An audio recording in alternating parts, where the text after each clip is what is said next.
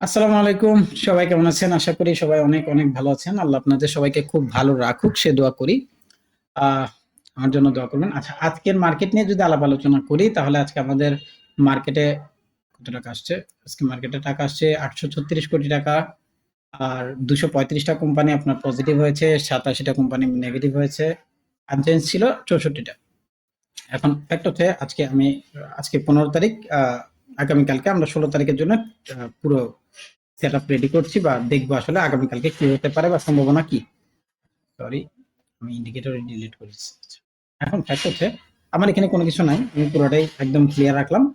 এখন আমাদের একটা বায়াস যদি তাকাই, একটু এভাবে তাকাই, তাহলে আমরা দেখতে পাবো এখানে একটা প্রাইস এমন ভাবে ক্রিয়েট করছে। দেখেন প্রাইসটা প্রথমে ড্রপ করলো, দেন হাই, দেন লোজ, দেন হাই করার ট্রাই করছে। এই যে একটা এরিয়া, এই এরিয়াটা মার্কেট কি করতেছে, বারবার লিড করে যাচ্ছে। সেটাকে যদি আমি দাগ দিয়ে দেই, চলেন আমি এটাকে দাগ দিলাম। এটা কত? ৫,২৭২। এই ৫,২৭২ এবং লাস্ট যে এরিয়াটাকে আমি টার্গেট করতে পারি বা নিচের জন্য টার্গেট করব, সেটা হচ্ছে এইটা। যদি সে আপাতত ৫,২৭২ উপরে গিয়ে ট্রেড করে বা ক্লোজ করে আগামীকালকে, পরশু, ওয়ার যখন করবে তখন আমরা এটাকে আপাতত জন্য রাখলাম।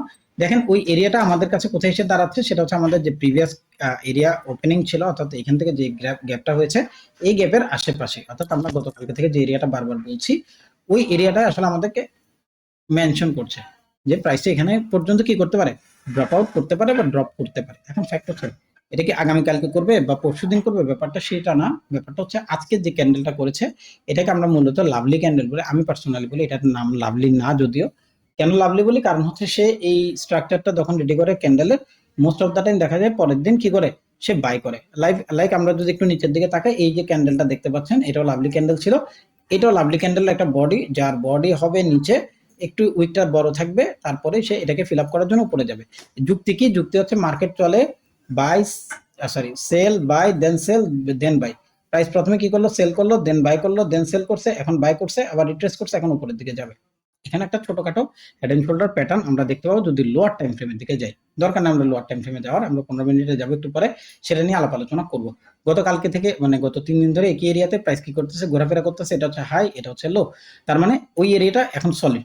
তো যদি এদিকে ভাঙে, আমরা উইকলি ক্যান্ডেল একটা কথা বলছি, উইকলি ক্যান্ডেল যেদিক দিয়ে ভাঙবে সেটা রেডের দিকে ভাঙলে, তার নিচ সাইডে যদি ভাঙে তাহলে রেড হবে মার্কেট, আর উপরের সাইডে ভাঙলে মার্কেট হবে গ্রিন। এখন আপনি বলতে পারেন ভাই এটা তো যুক্তি, যে মার্কেট নিচে ভাঙলে গ্রেড, এগুলো না। আমাদের আগামী সপ্তাহে মার্কেট কি করবে সেটা ওটার উপরে ডিপেন্ড করবে আসলে কি করতে যাচ্ছে। এখন আসেন, আমাদের গতকালকে পর্যন্ত একই এরিয়াতে আমরা বারবার ট্রেড করে গিয়েছি। আজকেও মার্কেট মোটামুটি একটা ভালো পজিশন ক্রিয়েট করার ট্রাই করছে। ঘুরে ফিরে ওই একই এরিয়াতে মার্কেট কি করতেছে, বাড়ি খাচ্ছে। গতকালকেও যেটা নিয়ে আমি বলেছি, সেটা কত? প্রাইস হচ্ছে এইটা। এই প্রাইসটাই মার্কেটকে বারবার কি করতেছে, লিড করতেছে। সেটা ৫,২৭৭।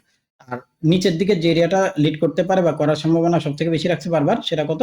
সেটা হচ্ছে এটা ৫,২৪৬, বা নিচের যে এরিয়াটা, এটা আমি এর নিচে আপাতত আসতেছি না। আমাদের মার্কেট এখন পর্যন্ত এটার মধ্যে আসলে ঘোরাফেরা করতেছে। আমরা যদি একটু স্ট্রাকচারের দিকে তাকাই, তাহলে প্রাইস যদি এখানে একটু তাকাই, এই ধরনের একটা স্ট্রাকচার মেনটেন করে গেছে।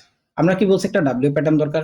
এখন এটা তো ভাই ডাব্লিউ না, হ্যাঁ আপনাদের হিসেবে, আমার কাছে এটা ডাব্লিউ কেন, আমাদের স্ট্রাকচারের যে ডাব্লিউটা হয়, সেটা হয় এই ধরনের ডাবল প্যাটার্ন, অর্থাৎ যেটাকে আমরা ডাবল বটমই তো বলি, হ্যাঁ ডাবল বটম। আরেকটা হয় এই ধরনের, আরেকটা হয় এই ধরনের, হ্যাঁ এগুলো সবই ডাব্লিউ প্যাটার্ন। তো এইটার একটা প্যাটার্ন আমরা পাইছি এখানে, এটা ব্রেক করছে। তো ব্রেক করলে দেখা যাচ্ছে আমরা যখন এটাকে ব্রেক করছে কি করলাম, মনে করি এরপর হচ্ছে পুরোটা হচ্ছে ভালোবাসা, মনে করার ভালোবাসাটা হচ্ছে এখানে যাব।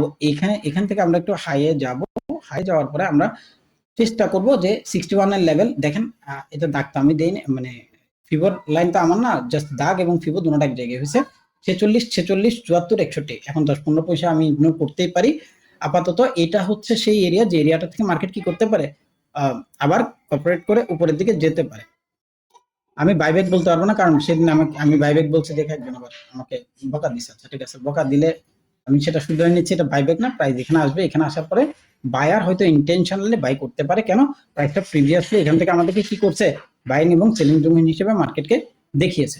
তো possibilities are very high, price যেহেতু একটা ব্রেক করছে, নিউ লো করার চান্সেস রাখে কালকে, রেখে আবার উপরের দিকে যাবে। সেটা এখান থেকে যেতে পারে, এখান থেকেও যেতে পারে, বা যেখানে আছে এখান থেকেও যেতে পারে। কেন? মার্কেট যখন কোনো একটা নিউ লো করে, সে কি করে, উপরে যাওয়ার জন্য করে। দেখেন প্রাইস যখন এখানে নিউ লো করছে, একটা হাই করছে। প্রাইস যখন এখানে নিউ লো করছে, তখন সে উপরে যাওয়ার জন্যই করছে। এটা একটু আগে হতে পারে, সেটা একটু পরে হতে পারে, তবে মোটামুটি শিওর যে সে করবে। এখন আজকে পজিটিভ ছিল, কালকে কি করতে পারে সেটা নিয়ে যদি আলাপ আলোচনা করি, যেহেতু এখানে অলরেডি একটা ব্রেক আছে আমাদের এরিয়া, আমরা এটা অলরেডি মার্ক করে দিয়েছি। প্রাইস এখানে আসতে পারে, পসিবিলিটিস রাখে, এখান থেকে মার্কেট বাই করার পসিবিলিটিস এখন পর্যন্ত আছে। তো প্রাইস যদি এখানে আসে, এখানে আসার পরে মার্কেট বাই হোক, এটা আমিও চাই, আপনিও চান।